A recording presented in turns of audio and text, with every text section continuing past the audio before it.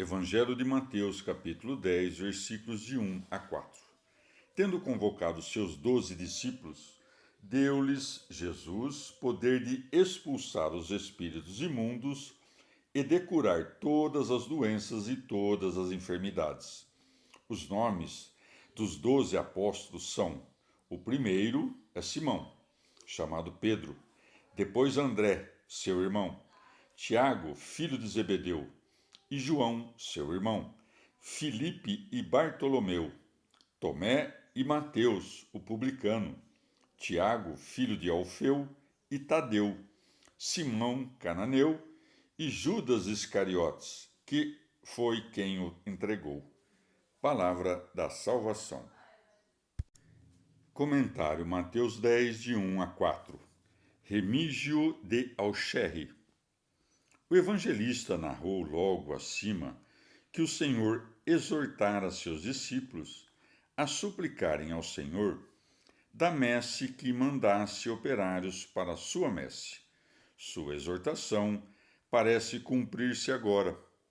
12 é de fato um número perfeito.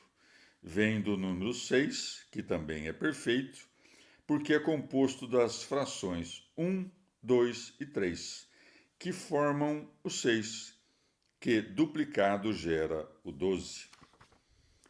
Temos aqui uma prova evidente de que o sofrimento dessa multidão não era apenas nem simples, mas que suas enfermidades eram numerosas e variadas, e por isso o Senhor compadeceu-se da multidão e deu aos seus discípulos o poder para curar e remediar as doenças e enfermidades. Alguns quiseram atribuir a esse nome, que em grego e em latim significa pedra, um outro significado na língua hebraica, dando-lhe o sentido de dissolvente, ou descalço, ou conhecedor. Mas o que dizem tem duas razões em contrário. A primeira é que na língua hebraica não existe a letra P, que é substituída por F. Assim, Pilatos disse Filatos. A segunda é a interpretação do evangelista, que conta que o Senhor disse a Pedro: Tu serás chamados Quefas, acrescentando que quer dizer Pedro, João 1,42. Ora, Simão significa obediente, pois ele obedeceu à voz de André, e com ele apresentou-se a Cristo, João 1, 41 a 42. Ou então, porque ele obedecia aos preceitos divinos, e com apenas uma ordem do Senhor, pôs-se a segui-lo, Mateus 4. Esse nome, segundo alguns outros intérpretes, significa o que depõe sua pena e o que ouve algo triste. Com efeito, com a ressurreição do Senhor, Pedro depõe a tristeza que lhe tinha causado a paixão do Senhor e sua própria negação, e ouviu com tristeza o Senhor lhe dizer: Outro te cingirá e te levará para onde tu não queres. João 21, 18. Segue-se depois André, seu irmão. André significa viril. Assim como viril provém da palavra latina vir, André provém do grego andros. É justo chamá-lo de viril, porque abandonou tudo por Cristo e perseverou virilmente em seus preceitos. Tiago significa aquele que suplanta, porque não só suplantou os vícios carnais, mas ainda desprezou a própria carne perante a espada de Herodes, Atos 12. João significa graça de Deus, porque mereceu ser amado pelo Senhor mais do que todos os outros. Graças a esse amor maior, mereceu na ceia recostar-se sobre o peito do Senhor. Seguem-se Filipe e Bartolomeu. Filipe significa a boca de uma lâmpada, ou de lâmpadas, porque se apressou em espalhar sobre seu irmão, através da palavra, a luz com que o Senhor o tinha iluminado. Bartolomeu é um nome sírio, não hebraico, e significa filho do que suspende as águas, isto é, de Cristo, que levanta os corações de seus pregadores das coisas terrenas e eleva-os às celestiais, suspendendo-os nelas, a fim de que, penetrando cada vez mais nas coisas celestiais, também o orvalho de sua santa pregação possa cada vez mais inebriar e penetrar os corações dos seus ouvintes. Seguem-se Tomé e Mateus o publicano. O nome Tomé significa abismo ou gêmeo, e em grego se diz Dídimo. Ele merece tanto o nome de abismo quanto de Dídimo, porque quanto mais perseverou em suas dúvidas, mais profundamente acreditou depois do êxito da paixão do Senhor e reconheceu o mistério da divindade, o que lhe fez exclamar: Meu Senhor e meu Deus. João 20, 28. O nome Mateus significa doado, porque pela graça de Deus foi feito de publicano evangelista. Seguem-se Tiago, filho de Alfeu, e Tadeu. E com razão é chamado filho de Alfeu, isto é, do justo ou do sábio, porque ele não só triunfou sobre os vícios da carne, como também desprezou todos os cuidados que ela reclama. São testemunhas de sua virtude os próprios apóstolos que ordenaram-no bispo de Jerusalém. A história eclesiástica conta dele, entre outras coisas, que jamais comeu carne, que nunca bebeu vinho ou cerveja, que não frequentava os banhos nem usou roupas de linho, e que passava noite e dia ajoelhado em oração. E seu mérito era tamanho que todos o conheciam pelo nome de justo. Tadeu é aquele que Lucas chama de Judas de Tiago, isto é, irmão de Tiago.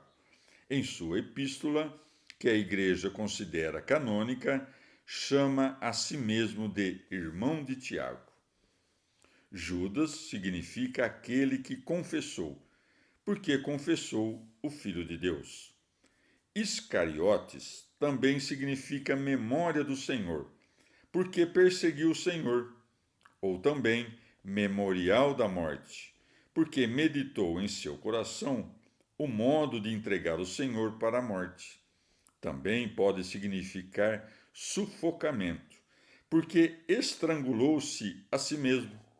É digno de nota que os dois discípulos que tinham esse nome representam todos os cristãos. Judas e Tiago, aqueles que perseveram na confissão da fé, e Judas Iscariotes, aqueles que abandonam a fé e voltam atrás. Evangelho de Mateus, capítulo 10, versículos de 5 a 8. A estes 12 enviou Jesus, depois de lhes ter dado as instruções seguintes: Não vades agora para entre os gentios, nem entreis nas cidades dos samaritanos. Ide antes as ovelhas perdidas da casa de Israel. Pondo-vos a caminho, anunciai que está próximo o reino dos céus.